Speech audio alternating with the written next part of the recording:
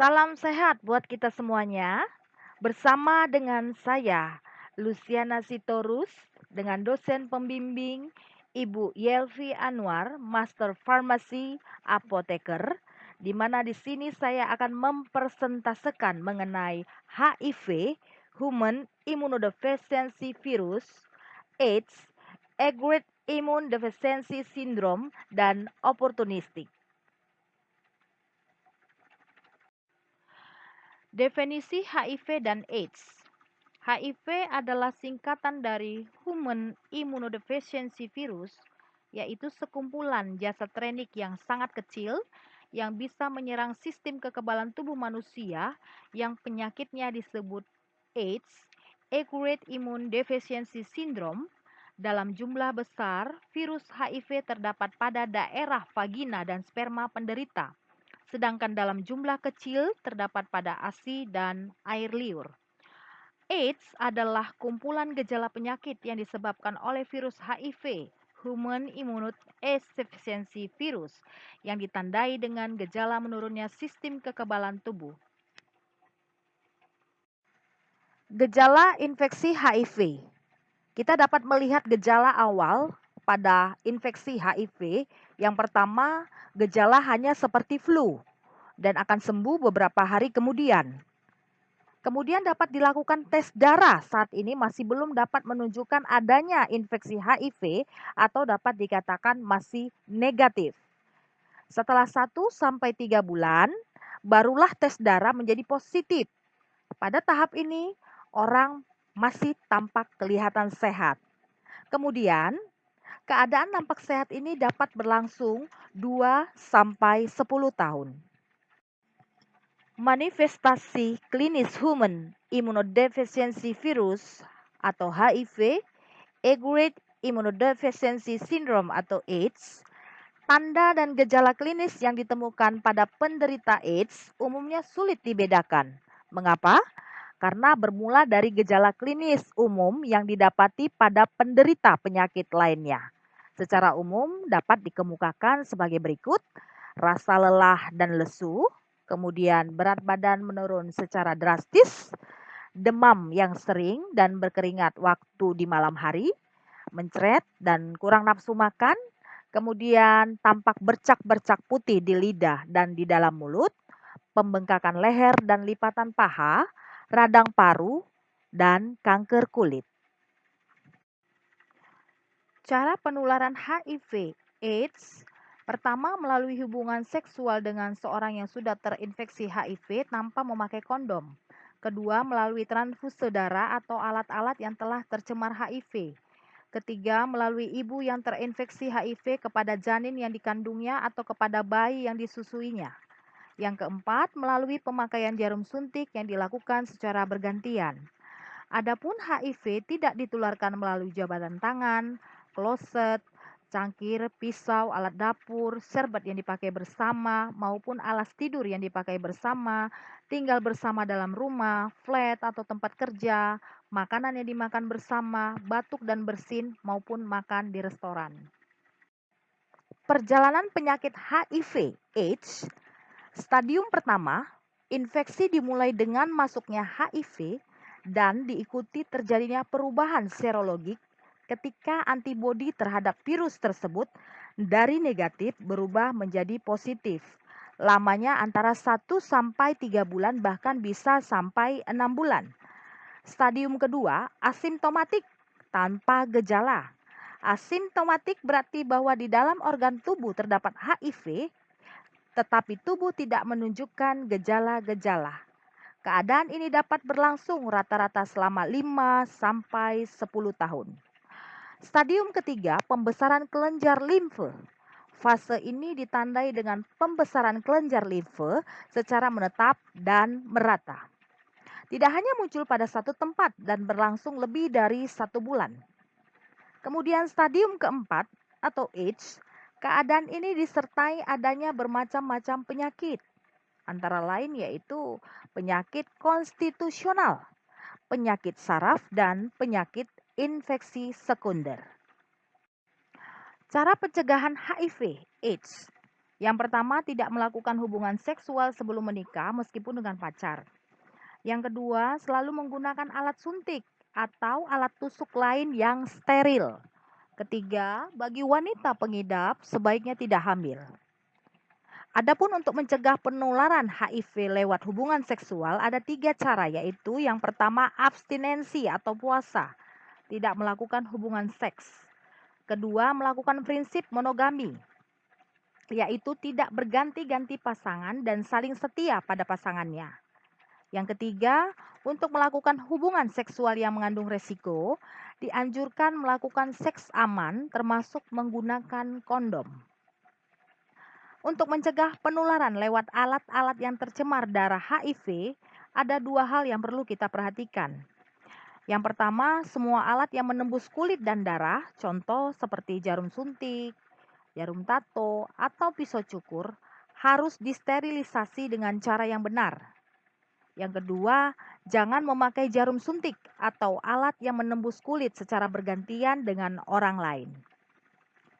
Adapun cara mencegah penularan HIV lewat transfusi darah atau produk darah yang lain, yaitu untuk mencegah penularan lewat transfusi darah atau produk darah lain, perlu dilakukan screening terhadap semua darah yang akan ditransfusikan atau yang akan dipergunakan untuk diproses sebagai produk darah. Jika darah ini ternyata sudah tercemar, maka harus dibuang. Screening darah sudah dilakukan oleh Palang Merah Indonesia atau PMI. Patofisiologi Human Immunodeficiency Virus atau HIV, Acquired Immunodeficiency Syndrome atau AIDS. Dasar utama terinfeksinya HIV adalah berkurangnya jenis limfosit T helper yang mengandung marker CD4 atau sel T4. Limfosit T4 adalah pusat dan sel utama yang terlibat secara langsung maupun tidak langsung dalam menginduksi fungsi imunologik. Menurun atau menghilangnya sistem imunitas seluler terjadi karena virus HIV menginfeksi sel yang berperan membentuk antibodi pada sistem kekebalan tersebut, yaitu sel limfosit T4. Setelah virus HIV mengikatkan diri pada molekul CD4, virus masuk ke dalam target dan melepaskan bungkusnya. Kemudian dengan enzim reverse transkriptase, virus tersebut merubah bentuk RNA ribonukleik asid agar dapat bergabung dengan DNA deoksiribonukleik asid sel target. Selanjutnya, sel yang berkembang biak akan mengandung bahan genetik virus infeksi HIV, dengan demikian menjadi irreversibel dan berlangsung seumur hidup. Etiologi. Penyebab kelainan imun pada AIDS adalah suatu agen viral yang disebut HIV dari sekelompok virus yang dikenal retrovirus yang disebut lymphadenopathy associated virus atau human T-cell leukemia virus yang juga disebut human T-cell lymphotropic virus atau retrovirus. Retrovirus mengubah asam ribonukleatnya atau RNA menjadi asam deoksiribonukleat atau DNA setelah masuk ke dalam sel pejamu. Etiologi selanjutnya, penyebab adalah golongan virus retro yang disebut Human Immunodeficiency Virus atau HIV. Transmisi infeksi HIV dan AIDS terdiri dari 5 fase, yaitu fase pertama, periode jendela, lamanya 4 minggu sampai 6 bulan setelah infeksi, tidak ada gejala. Fase kedua, yaitu fase infeksi HIV primer akut, lamanya 1 sampai 2 minggu dengan gejala flu-like illness. Yang ketiga, infeksi asimptomatik, lamanya 1 sampai 15 atau lebih tahun dengan gejala tidak ada. Yang keempat, supresi imun simptomatik di atas 3 tahun dengan gejala demam, keringat malam hari, berat badan menurun, diare, neuropati, lemah, limfadenopati, lesi mulut.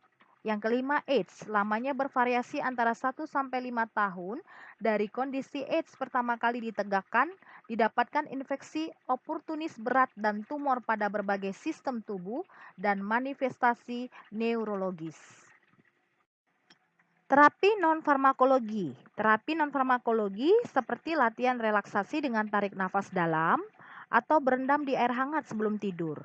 Pengaturan diet dengan misalnya menghindari makanan dengan bumbu menyengat, menghindari kafein, alkohol, karbohidrat sederhana misalnya yang terdapat dalam gula dan sirup, makanan berpengawet dan makanan kaleng. Kemudian untuk mengatasi ketidakpuasan terhadap hubungan seksualnya, kita bisa memberikan saran kepada klien untuk melaksanakan teknik transmutasi seksual atau dengan menyarankan klien menikah dengan positif HIV juga. Terapi farmakologi menggunakan obat antiretroviral nucleoside reverse transkriptase inhibitors.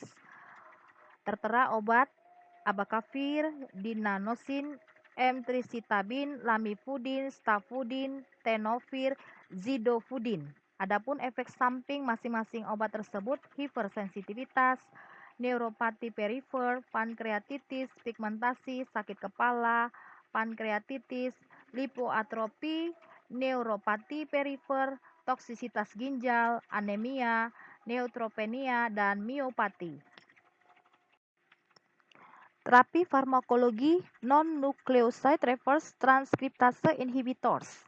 Obatnya tertera delafirdin, efavirenz, etravirin, nevirapin dengan efek samping masing-masing obat tersebut ruam, peningkatan hasil tes hati, gangguan SSP, teratogen, mengalami ruam dan mual, potensial ruam, dan hepatotoksik. Terapi farmakologi protease inhibitors. Contoh obatnya atazanavir, indinavir, lopinavir, ritonavir, saquinavir, nelfinavir, di mana masing-masing obat tersebut mempunyai efek samping dapat mengalami ruam, nefrolitiasis, hiperlipidemia, intoleransi, mengalami mual, kembung, dan diare. Adapun tujuan terapi HIV yaitu untuk menekan perkembangan virus secara maksimal, mengurangi risiko penularan HIV, menghambat perburukan infeksi oportunistik, dan meningkatkan kualitas hidup penderita HIV. Saat memulai terapi antiretroviral, untuk memulai terapi antiretroviral perlu dilakukan pemeriksaan jumlah CD4 bila tersedia dan penentuan stadium klinis infeksi HIV-nya. Hal tersebut adalah untuk menentukan apakah penderita sudah memenuhi syarat terapi antiretroviral atau belum. Berikut ini adalah rekomendasi cara memulai terapi antiretroviral, yaitu tidak tersedia pemeriksaan CD4. Dalam hal tidak tersedia pemeriksaan CD4, maka penentuan mulai terapi antiretroviral adalah didasarkan pada penilaian klinis. Yang kedua, tersedia pemeriksaan CD4. Rekomendasi yaitu mulai terapi antiretroviral pada semua pasien dengan jumlah CD4 lebih besar 350 sel milimeter kubik tanpa memandang stadium klinisnya. Yang kedua, terapi antiretroviral dianjurkan pada semua pasien dengan TB aktif, ibu hamil, dan koinfeksi hepatitis B tanpa memandang jumlah CD4. Pada slide ini tertera algoritma diagnosis dan terapi HIV/AIDS. Adapun langkah tata laksana yang terdiri dari pemeriksaan FIK lengkap dan laboratorium untuk mengidentifikasi, kemudian penentuan stadium klinis, screening TB, screening IMS, sifilis, dan malaria untuk bumil, pemeriksaan CD4 untuk menentukan PPK dan ART, pemberian PPK jika tidak tersedia tes CD4, identifikasi solusi terkait adherence, konseling positif prevention, konseling KB, jika rencana punya anak. Infeksi oportunistik.